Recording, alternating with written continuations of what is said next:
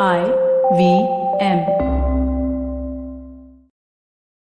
Hi everybody, just wanted to ask everyone for a quick favor. We're running a brand survey right now and would really appreciate it if you could let us know what you think about the advertising on IVM. Go to ivmpodcast.com/survey and do let us know. As part of this, we'll be selecting 10 random participants and sending them some IVM swag, so do fill out those surveys.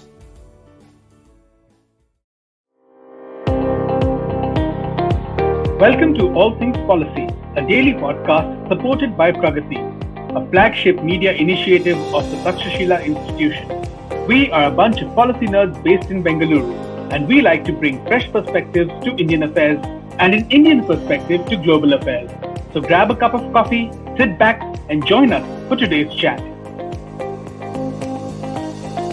Hello and welcome to All Things Policy. About 800 years ago, the world was in turmoil. The Third Crusade had come to a bloody end for the Crusaders. The Delhi Sultanate was being formed after the defeat of the Tomaras. You had the stirring of the Mongols in Central Asia. And it was at this time, around the year 1215, that the Rudreshwara, or what is now known as the Ramappa Temple, was built in modern Telangana. This temple was just been declared a UNESCO World Heritage Site in July. And it was, of course, one of the architectural marvels of the Kakatiya dynasty. But who were the Kakatiyas? What we're going to attempt today is to do a sort of everything you wanted to know about the Kakatiyas, but didn't know whom to ask. And I have the perfect person with me whom we can ask those very questions. I have Anirudh, and he's a big Kakatiya nerd. And I'm just looking forward to learning everything about this dynasty from him. So welcome, Anirudh. Hello, what is up, dude? Hey, so we've had this temple, finally being recognized, becoming this UNESCO World Heritage Site. But can you just tell us, just give us some context? I'm sure a lot of our listeners are actually very well versed in Indian history, but may not know much about the Kakatiyas. I'm one of them. We covered the Kakatiyas a bit in our own podcast, Yuddha, but if you were to ask me more than, say, a couple of questions about them, I'd draw a blank. And it's really hard to find information about this dynasty and about their achievements, if you look at normal trade publication histories that are available. So, if you can just place the context for us, who were the Kakatiyas? That's a great question. And let me just say at the outset that I highly recommend this fantastic book by Cynthia Talbot. It's called Precolonial India in Practice, and it's a fantastic exploration of the inscriptional record of the Kakatiyas and comes up with some very, very interesting inferences about the nature of their society and their polity. With that said, let's actually talk about who the hell these guys were. So, as some of our listeners may know, and as you definitely know, Aditya, I've actually been working on a book about the medieval Deccan that begins in roughly the 7th century and brings this timeline up to the 12th century. And the Kakatiyas first really, while I was doing the research for this book, I happened to come across what might be one of the earliest actual mentions of the Kakatiyas. This dates to around the 11th century or so, when the two great powers of southern India, the Cholas and the Chalukyas, were going at it like cats and dogs. Specifically in, I think, around 1046 or 1047, when the Chola Emperor Rajadhiraja Chola had managed to penetrate deep into the Deccan. He had caused a whole amount of chaos and turmoil. He had burned down quite a few cities. He had ransacked a number of temples. He was setting up victory pillars and then gradually kind of advancing to the capital of his deadly rivals, the Chalukya dynasty, which was called Kalyana. And when he got there, he found to his surprise that the Chalukyas had actually escaped. And soon after that, we find inscriptions which mention that, or at least wherein the Chalukyas claim that they burned down the gates of the city of Kanchi. And supposedly involved in this attempt to burn down the gates of Kanchi were an individual from Telangana, a chap called, I think, Prola or Beta. And he's given the title of Kakati Vallabha in the Chalukya inscription, which is very interesting because the imperial title of the Chalukyas was Sri Prithivi Vallabha, which means fortune's favorites and earth's beloved. And clearly they were, the Kakatiyas had performed an invaluable military service for the Chalukyas by somehow getting to Kanchi, creating some kind of diversionary attack there, thus forcing Rajadhiraja Chola to kind of abandon his conquest in the Deccan and kind of head back to secure his power at home. All this is very interesting, and we need to see this early mention of the Kakatiyas within the broader context of how the Kalyana Chalukyas really played geopolitics. The Kakatiyas are not the only minor dynasty who are mentioned as performing military services for the Chalukyas. In southern Karnataka, for example, near Bangalore, where the Takshashila institution is based, we know of a dynasty called the Hoysalas, and the Hoysalas, especially the early kings of the Hoysalas, claim to have fought alongside or under Chalukya generals and rulers in Malwa and Chhattisgarh. These are very, very far away from their home base, just as Kanchi is very, very far away from the Kakatiya's home base, which is Telangana. And one possible explanation for all of this is that what the Chalukyas were doing is that they were extending their power into various regions by cultivating ties with a number of local warrior peasant families. The Kakatiyas were one among many, many such families in Telangana who were attached to the Chalukya court. And for all of these families, serving in these distant campaigns under this powerful imperial formation in order to get wealth, status, and prestige was a great way to kind of establish their power in their own home regions. Very interestingly, for example, the Hoysalas are believed to have originally been tribal chieftains who lived in the Western Ghats, gradually extended their power into the agrarian regions of Gangavadi, which was southern Karnataka, and from there were kind of picked up by the Chalukyas, eventually raised up to the status of territorial governors, and then from there became independent rulers. Roughly the same thing happens with the Kakatiyas as well.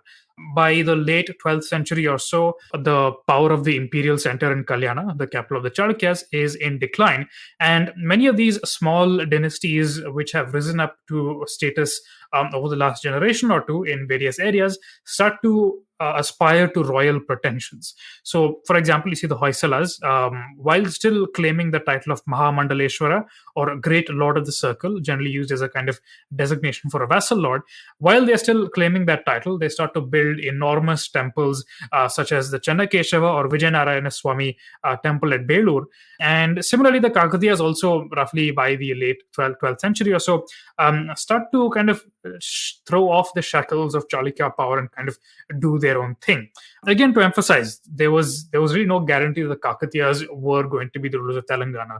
They were not destined by the gods to come and save Telangana, no matter how much they claim it in their inscriptions. Rather, they were just one among many, many chiefly families that rose to status by participating in the wars of larger imperial formations and then gradually kind of gained the means to rise up in their own right.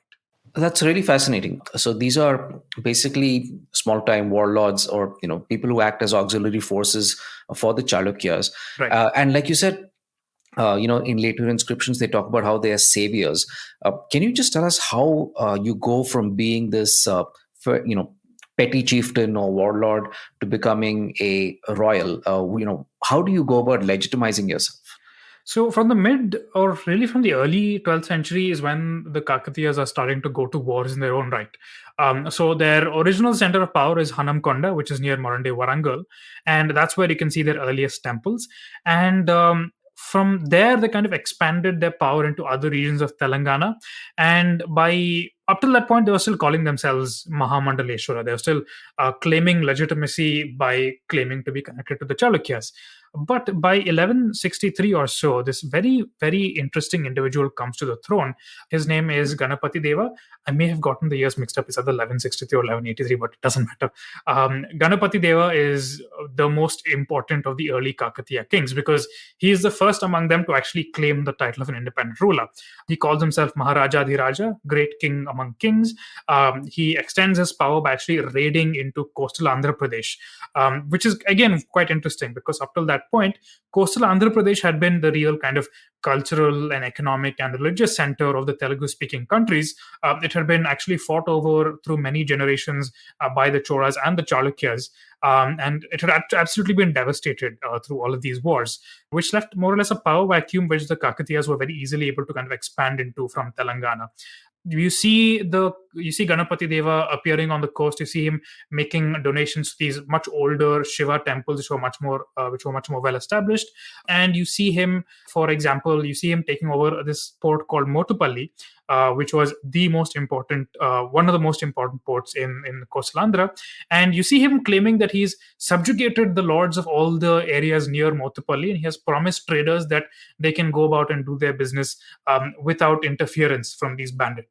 Which is very interesting. And it kind of replicates a pattern that we have seen elsewhere on the coast, especially along the west coast, where you would have a number of local chiefs, each of whom would control maybe one or two ports, and all of whom would try to either pirate or kind of tax traveling merchants, or just try to attack their shipping and capture their goods for themselves.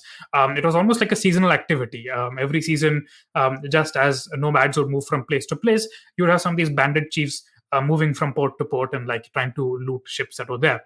Whereas in the western coast of India, generally because you have the Western Ghats separating them from what's happening in the inland Deccan, you see that these West Coast ports tend to be relatively independent.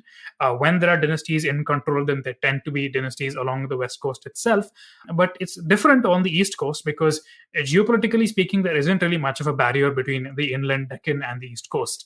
The Eastern Ghats aren't really as much of a barrier to the movement of armies as the Western Ghats are. So what the Kakatiyas do is they kind of extend their power into coastal Andhra, they seize control of this port, and they use it as a means to kind of get access to horses and all the luxurious trade goods of the Eastern Indian Ocean trade world, and use that again to buttress their power further and further. Ganapati Deva's predecessors had also moved towards this pattern. For example, they were responsible for building some pretty impressive fortifications at Warangal, as well as a temple which is no longer extant, the Swayambhu Shiva temple, which was at the center of the city of Warangal. In fact, if you go to Warangal today, you will still see these four massive gateways or toranas that were positioned at each entrance to the Swayambhu Shiva temple. It is hypothesized by the architectural historian Philip Wegener that the Swayambhu Shiva temple had at its center a lingam of Shiva with faces on each of its sides. And there would have been four entranceways to the temple. So basically, the impression that would have been created was that essentially each of Shiva's faces looking out through one of the cardinal directions, through these enormous gateways that the Kakatiyas built, out into the world, kind of representing the emanation of Kakatiya power into the four directions. So essentially, you see this cocktail of cultural, religious, and military power that is being used to justify their rule. You see them, especially Ganapati Deva, you see him kind of patronizing Brahmins, patronizing temples, doing that kind of stuff. So he's really very much replicating a model of Deccan kingship that had been first established by the Chalukyas, and he's kind of importing it and transplanting it into Telangana to kind of associate himself with this cultural cosmopolis and kind of exalt himself over all the other lords of Telangana. Right, that is so amazing. That's really amazing because you can tell how both the geography of the region and the politics of that entire area conspire really to create this new power center.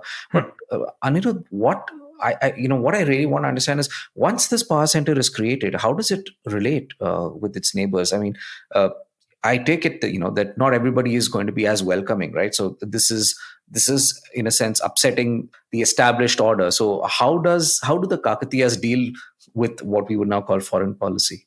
That's an interesting question. Like, generally speaking, the late 12th, early 13th centuries were decades of absolute churn all over the Indian subcontinent. One of the most important things that happened in southern India during those decades, for example, was essentially the destruction of the great city of Kalyana, this metropolis that was once the Chalukya capital, in rather confusing and murky circumstances. According to various texts, especially those composed by the Veerashaiva and Lingayat traditions, what happened around this time was that this warlord who was formerly subordinate to the Chalukyas overthrew them, drove them away from the city, and took over the city of Kalyana for himself. And one of his ministers was a chap called Basavanna. And Basavanna happened to be a member of this tradition called the Veerashaivas, or the heroic Shaivas. These were people who came from all kinds of social backgrounds. We know of over 300 Veerashaiva poets, and they come from backgrounds as varied as a prostitute, a shoemaker, a thread spinner, as well as ministers like Basavanna and like actual mendicants like Allama Prabhu, for example. And the Veerashaivas were very much against this entire aristocratic kind of system that the Chalukyas had created. The Chalukya power really depended on these aristocratic, usually Brahmin lineages, who were directly under the thumb of the Chalukya emperor, who would essentially act as his agents, as his generals, as his administrators, as his scribes. And eventually, these Brahmin lineages themselves became powerful landed magnates in their own right. Veerashaiva poetry describes Kalyana itself in rather morally grey ways. On the one hand, a lot of them are kind of awed by just the sheer size and magnificence of the city, but they also speak of a society that is profoundly misogynistic and profoundly divided by caste. So, in the late 12th century, there seems to have been some series of incidents by which the aristocracy of Kalyana tried to lash back against the Veerashaivas, which ended in the assassination of this Kalachuri dynasty called Bijala, who had taken over the city from the Chalukyas. And soon after that, there seems to have been the city itself seems to have been destroyed. We have no idea how. One can imagine they tried to set up, for example, an egalitarian religious theocracy or something, and this was destroyed by aristocrats of other lineages who preferred this much more hierarchical kind of interpretation of religion. Because we see, for example, that the dynasties that succeeded the Chalukyas in various parts of the Deccan, such as, for example, the Sayona Yadavas in Maharashtra, were obsessed once again with kind of raising up Brahmins to high status within their territories. We see Brahmins being used as ministers, composing these compendia of Vedic interpretations and so on. And keep in mind, the Veerashaivas had actually rejected the authority of the Vedas, so it's possible to kind of read this as a kind of reactionary movement to the radical social philosophy of the Veerashaivas. Similarly, just as the Sayona Yadavas had risen in Maharashtra, you see the Hoysalas, which I mentioned earlier, kind of rising up to imperial status in southern Karnataka. And the Hoysalas are widely believed to have been closely associated with the Sri Vaishnavas, which is yet another orthodox aristocratic movement which kind of originated in Tamilkam. And finally, here you have the Kakatiyas. The Kakatiyas, again, you can see under Ganapati Deva, they seem to be kind of leaning into this aristocratic means of justifying their power. But very interestingly, we know of a considerable amount of Veerashaiva poetry that was actually composed within Kakatiya territories, such as the Basava Purana. And later Kakatiya kings generally were not really interested that much in constructing or patronizing temples or setting up Brahmin villages or agraharams. So all of these kinds of tells you, and it's very difficult to establish all this given the state of the evidence, but it seems that there's this enormous amount of social, religious, and political churn that is happening in the Deccan at this time, and the Kakatiyas are basically kind of surfing these waves to rise to power through whatever means necessary. And once they do that, I mentioned a little earlier that they had controlled the port of Motupalli. And from Motupalli, the Kakatiyas imported enormous numbers of horses. Like we see for the first time in this part of the Deccan, hero stones which depict individuals riding on horses and were evidently killed while they were riding on horses. We see a number of inscriptions, not just of the Kakatiyas, but also their subordinates, which mention like large amounts of cavalry whose the dust from whose kind of blots out the sun, which again is an interesting clue, and it's been interpreted by Elizabeth Lambert, this British historian, as being a potential sign that the Kakatiyas were trying to centralize royal power in a way that was very different from the way the Chalukyas were doing it. Though they initially tried to follow the Chalukya footsteps, they eventually moved towards trying to centralize power within the king himself by importing large numbers of horses and cultivating ties with local aristocrats who could raise men on their behalf. We know that the Kakatiyas, that the armies of these kind of local warlords tended to have both infantry and cavalry and could sometimes be positioned in various parts of the Kakatiya domains. And sometimes local communities were actually asked to pay a tax directly to these soldiers. So all of these suggest that these guys are doing something very interesting, trying to do something very, very new. They're creating essentially many centuries before the later early modern empire of Vijayanagara, they're trying to create a system of Nayankara, where they're essentially kind of giving territories directly to individuals who are raising and maintaining forces on their behalf. And we see similar stuff happening in Odisha as well, for example. So it really seems that there's this very innovative polity that doesn't hold too much stock with pre-existing traditions and is trying to use all the means at their disposal to consolidate and extend their power. Anirudh, it really blows my mind to think that the Kakatiyas were pulling away from the weight of history and trying to create something new under the sun in this polity of theirs, and that this has been largely forgotten today in popular discourse. We're going to come back after a really quick break to discuss more about this astonishing dynasty and its creative impulses. Hey, it's been another great week on the IVM Podcast Network.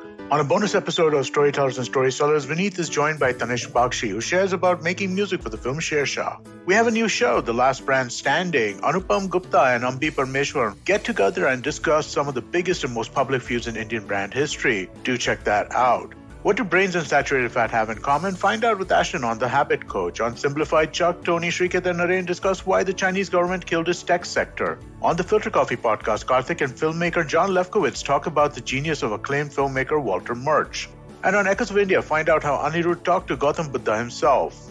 Do follow us on social media. We're IVM Podcast on Twitter, Facebook, Instagram, and LinkedIn. And remember, if you're enjoying this show or any other show for that matter, please do tell a friend. And finally, we'd like to thank our sponsors on the network this week, Seat, Cred, Bank of Baroda, Quater, CoinSwitch, Kuber, and Intuit India. Thank you so much for making this possible. Welcome back. Anirudh, you've talked about the Kakatiyas' use of cavalry. In a sense, this is both old and new to me. Old in the sense that dynasties and polities throughout the Deccan have consistently been fascinated with their cavalry. But it would seem to me that the Kakatiyas are using it in a very specific and really a novel way. Is there a possibility to make a similar case for the tanks that were built during Kakatiya period? Dynasties typically have tanks built to increase agricultural productivity, increase their revenues thereby. Is there something new that we see in the project for building tanks under the Kakatiyas? Is it possible to discern a centralizing impulse, perhaps? Centralizing, I mean, the case of centralization is a little more difficult to make in the case of tank building, because you don't very often see the Kakatiya dynasty themselves actually building tanks. Much more often, it is actually their local kind of subordinates who are involved in doing this. It seems that there was this general kind of prestige associated with building and expanding tanks during the Kakatiya period. We know of over 38 tanks that were actually built, attested by inscriptions, and there must have been like dozens, if not like hundreds more, whose inscription records haven't really survived. And all of this, really massively extends the agricultural productivity of the Telangana region. In fact, to this very day, some of the largest water bodies in Telangana, which is just only a very kind of dry peninsula region, is our Kakatiya Lakes. For example, the Ramapa Temple, which is the UNESCO World Heritage Site, was actually associated with a tank, which was constructed with a bund over 2,000 feet long and kind of surrounded by 3 lakes. It's so massive that you can go boating in it. Like it's enormous. To really think of the kind of engineering capabilities that these people are bringing to the fore, it's quite likely that they were drawing on expertise that had originated in other parts of the Deccan and they're kind of bringing it to Telangana, teaching themselves, training themselves, and then kind of using it to extend their own power. It's also interesting because this leads to kind of a more broad-based economic growth as well. We see a number of communities from Telangana this time, especially merchants, women, and pastoralists, all making small donations to various temples, especially in coastal Andhra. So it appears that the extension of Kakatiya power like kind of helped people circulate in larger amounts, encourage the movement of people between coastal Andhra and inland Telangana, and also kind of made the region far more agriculturally productive than it had hitherto been. It suggested, of course, that population growth was also a consequence of this kind of agrarian expansion. The sources will not allow us, unfortunately, to make a solid conclusion on that front, but it's certainly, again, like quite possible. The extent to which individuals associated with the Kakatiyas are doing this is pretty much unprecedented compared to other regions of the Deccan, as far as I know. And the extent of this agrarian transformation is so comprehensive that to this day, this undertaking or this project that the Telangana government has been embarking on to extend irrigation systems in Telangana today is actually named after the Kakatiyas. So once again, you can see these very innovative individuals who are taking elements of the old and fusing it with ideas that are new and using it to extend their power, extend agricultural, economic productivity, and by extension, just be more effective and more powerful rulers. Wow, that is amazing. Another lasting legacy, of course, of the Kakatiyas that we can see today is the Rudreshwara Temple. Anirudh, can you just tell us who built it and tell us something about the temple? What is it about the structure that stands out? So the Rudreshwara temple really exemplifies a lot of these ideas and themes that I've been talking about. For example, I mentioned the Ramappa or Rudreshwara lake, which was built by the same individual who commissioned the Rudreshwara temple. And though the Rudreshwara is often called a Kakatiya temple, and it really isn't technically speaking, it's really built by this individual called Rechella Rudra, who is a local warlord who is loyal and who serves as a general of the Kakatiya king Ganapati Deva. But otherwise, is essentially a magnate in his own right. He is also giving land grants to his officers. He has a number of loyal clansmen who are connected directly to him and who kind of raise troops and maintain them on his behalf. So, for all intents and purposes, Rechella Rudra is essentially a vassal king or a sub king of the Kakatiya imperial network. The reason why he commissions this temple in the particular way that he does is again tied to these ideas of prestige and merit and status that we mentioned earlier in the podcast. And the particular form that the temple takes is also tied to the architectural innovations of the Western Deccan. During the height of the Kalyana Chalukya period, during the 11th century especially, we see a vast number of temples being commissioned by local elites, generally in the Raichur region, as well as in the metropolitan Kalyana region. And the kind of underlying architectural logic of all these temples is emanation or projection. If you were to look carefully at these temples, you'd always see that they're very symmetrical around their axis, around their cardinal directions. You see there's this effect that is created through the kind of layering of various architectural forms that makes it seem like the temple is almost emanating from the central axis. And if you take one look at the Ramappa Temple, and I'll put a link to this architectural diagram I worked on with a friend of mine, Shashanka Mouli, in the description if you're interested, where you can actually see very clearly if you look at the Vimana or the temple spire of the Rudreshwara, you see this clear sense of projection in the four cardinal directions from the center, in comparison to the Hoysalas, who are also a successor state of the Chalukyas. The Kakatiyas are also using much harder varieties of stone. So they're using this beautiful black basalt or sandstone, which isn't really great for extremely fine Baroque decorations like what you see on Hoysala temples. In fact, if you look at a Hoysala temple, you're kind of overwhelmed almost by the sheer amount of sculptural profusion on its walls. Whereas if you look at a Kakatiya temple, the walls are much more austere, much more elegant. There's a sense of rhythm that is imparted to it by the usage of blank space as well as very subtle kind of architectural forms, which again is just so fascinating. It kind of tells you that just as organisms kind of evolve from a common ancestor, both the Hoysala and the Kakatiya styles, if we can call them that, or really more accurately, both the late medieval southern Deccan and eastern Deccan styles, though they originate in the west central Deccan, take on very unique kind of ideas and very unique aesthetic concepts, which are tied to local means of production, local materials, and so on. So just looking at the Rudreshwara temple just tells you so much. It tells you about the nature of this polity. It tells you about the way that vassal kings under the Kakatiyas saw themselves. It tells you about who they saw as their antecedents. It also tells you about, if you see it in association with its local tank, it also tells you more about the agrarian policies and the agrarian expansion that happened during the Kakatiya period. If you try to think about Rechella Rudra as a vassal king, you realize that this individual probably participated in many of Ganapati Deva's campaigns along the East Coast, became wealthy through his campaigns there, and is therefore trying to invest this wealth in order to try and create prestige for himself, try to create a new economic center for his dynasty by building this temple. So it really deserves UNESCO World Heritage Site status because within itself, it is really a microcosm of this fascinating and now extant polity. So, Anirudh, can you tell us what happens after the time of Ganapati Deva, between his death and the coming of the Delhi Sultanate? Again, these are very interesting centuries for southern India as a whole, and really Telangana in particular. Quite uniquely generally in Indian history, you see that Ganapati Deva succeeded directly by his daughter Rudramadevi, and Rudramadevi is a most fascinating individual because she is, by all accounts, a most extraordinary and most capable ruler. She centralizes the Kakatiya state further. In fact, she's the one who kind of moves away from Ganapati Deva's attempts to kind of project themselves as this great imperial Sanskritic power center. And you see her instead kind of trying to create an image of herself as this martial king. In some of her inscriptions, she's actually called Rudradeva, and she is depicted usually as Durga riding a lion in the few temples that she is known to have commissioned. But unfortunately, this is medieval India. It's not the most enlightened of times.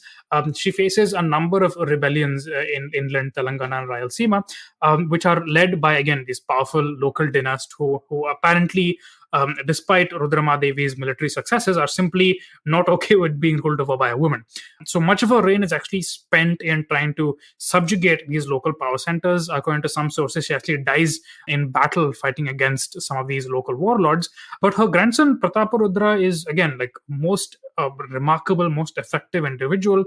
By Prataparudra's time, if you were to look at inscriptions that are composed across much of the region that was once united Andhra Pradesh, we see you see a higher percentage of local elites than ever before for any other Kakatiya ruler actually claiming direct allegiance to Prataparudra, which is absolutely fascinating and tells you that by Prataparudra's time, regardless of the reverses suffered by Rudrama Devi, that the Kakatiyas were increasingly being seen as the default imperial dynasty of the Telugu-speaking countries.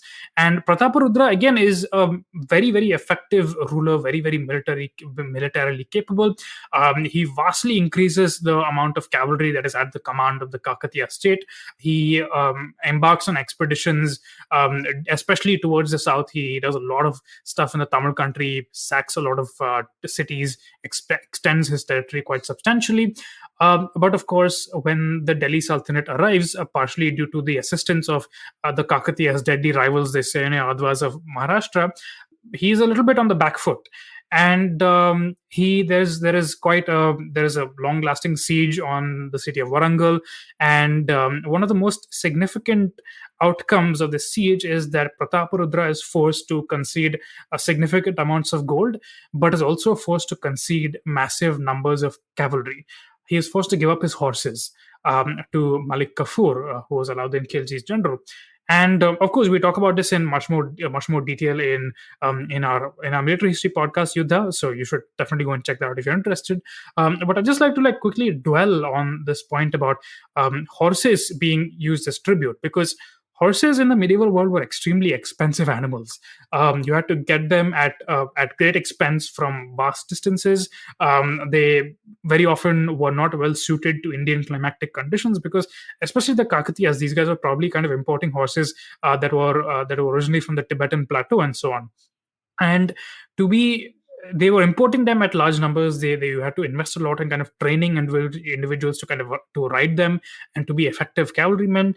And Malik Kafur, by taking horses in such large numbers from the Kakatiyas, was essentially stripping them of all their military power.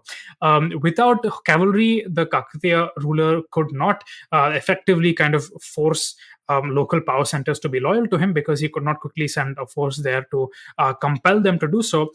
He could not rapidly extend his power into Tamil Nadu or deeper into coastal Andhra, and he could not really face the armies of Delhi Sultanate in an open battle, which is why later on in his rule he seems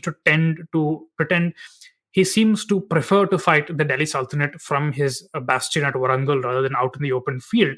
But this single deft geopolitical move essentially ends the fortunes of what was South India's most innovative dynasty, and if left to itself, probably would have been one of the most dominant powers of southern and eastern India. So all in all, it's just an amazing story. The Kakatiyas are just such a bloody fascinating dynasty. They come out of nowhere and they vanish into almost nothing, but their legacy is felt for many, many centuries after. Both the Qutub Shahis of Golconda and Vijayanagara both tried to attach themselves to the legacy of the Kakatiyas. They left quite a poetic impression on generations upon generations of Telugu literatures. And as we can see to this day, when the Telangana state emblem is one of the great gateways of the former Swayambhu Shiva temple at Warangal, and also the Charminar, they retain that allure and kind of romanticism that that they had during their reign. Amazing. It's really striking to me that you have this a dynasty, this kingdom arising out of nothing, really seeking its own legitimacy in the Chalukya past, and then you see its successors doing the same thing. That's a recurring theme, I suppose, in Indian history. One reason I'm really glad that we had this episode, Anirudh, is because one of my big bugaboos about, say, popular history in India is this whole idea that the main story of Indian history is when these big consolidated empires arise that dominate a large portion of the subcontinent. I think that's completely the wrong way to look at Indian history. As both you and I have discussed, some of the greatest religious innovations, some social upheavals, political ideas, military innovation, all occur actually in times of so-called fragmentation, when you have smaller kingdoms throughout the subcontinent, right? And in a sense, that is actually the main story. I agree. And the Kakatiya also kind of confound our expectations in many ways, right? Generally, when we think about India before the Delhi Sultanate, it's very often held to be this kind of rigid, unchanging place, which was just so brittle that even the slightest kind of nudge from the Delhi Sultanate would led to the whole thing kind of collapsing like a pack of cards, or like a house of cards. But the Kakatiyas absolutely defy that, because they're a remarkably innovative polity in every single way. And the reason why they were defeated by Delhi is not that the Delhi Sultanate was necessarily any more innovative, but rather because Delhi essentially had them in a strategic vice from which they were unable to escape. Their power was so dependent on this single military resource that being deprived of this resource essentially meant that they could not continue their polity the way it was. And there are so many lessons for the way that we think about geopolitics, the way we think about innovation, the way more broadly we think about Indian history, because the Kakatiyas, as we said in our episode about what if Vijayanagara had won, Aditya, we said that if history does not make you uncomfortable, then you're reading it wrong.